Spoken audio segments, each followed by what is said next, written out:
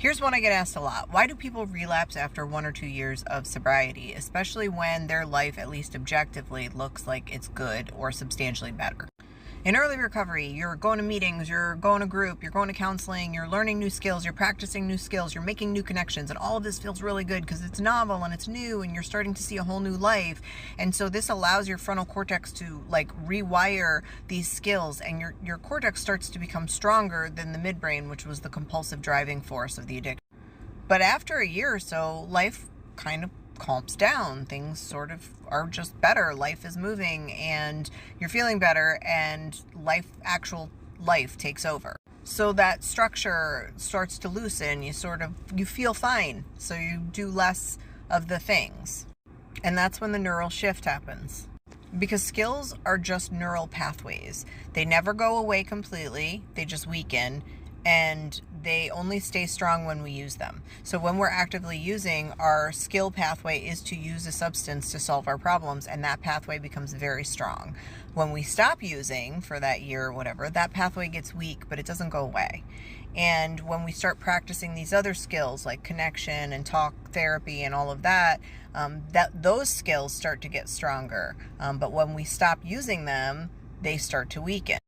And stress will reactivate old circuitry. It just takes one big hit of stress to sort of remind the brain, oh yeah.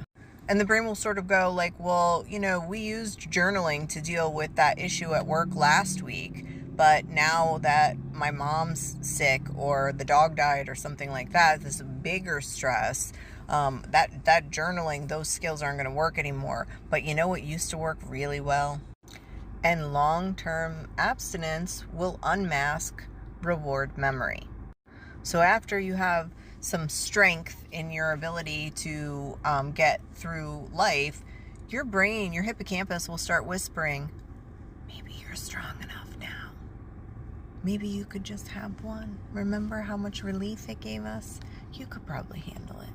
And after a year or two, you really stop talking about cravings and triggers and all of those things. So the limbic system has no buffer. There's no pressure valve anymore. And recovery is like lifting weights. If you stop doing it, you may continue to look strong, but when something heavy comes your way, you're going to drop that fucking load. So essentially what happens when someone relapses is their new wiring kind of got rusty because they stopped doing the things that were keeping them from using in the first place, and the old wiring, which is always there and always strong and always like neon lights, like don't forget us, kind of turns back on, and yeah, sucks.